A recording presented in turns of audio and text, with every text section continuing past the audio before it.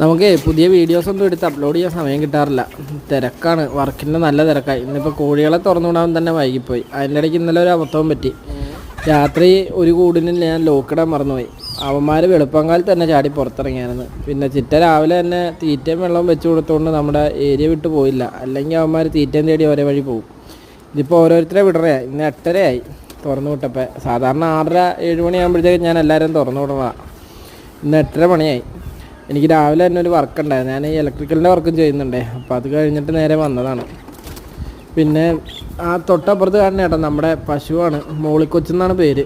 ആളിപ്പോൾ 5 മാസം ചെന്നൈയിൽ നിൽക്കുക. ആൾക്കൊരു കുട്ടിയുണ്ട്, അവളെ പുറത്തിറക്കിയിട്ടില്ല, അവിടെ തൊഴുത്തി നിർത്തിയേക്കുവാണ്. ഇതിപ്പോൾ നമ്മുടെ വിവിധ പ്രായത്തിലുള്ള കുട്ടികളാട്ടോ. പിന്നെ ഈ കാണുന്ന പാരൻറ് സ്റ്റോക്കാണ്. ഇവരെല്ലാവരും നമ്മൾ കുട്ടികൾ തീറ്റ കഴിഞ്ഞിട്ട് ഇറക്കി വിടാറുള്ളൂ. ഇല്ലെങ്കിൽ പൂവന്മാർ പിള്ളേരെ എടുത്തിട്ട് കുത്തും. അത് കാരണം പുറത്തേക്ക് വിടാറില്ല.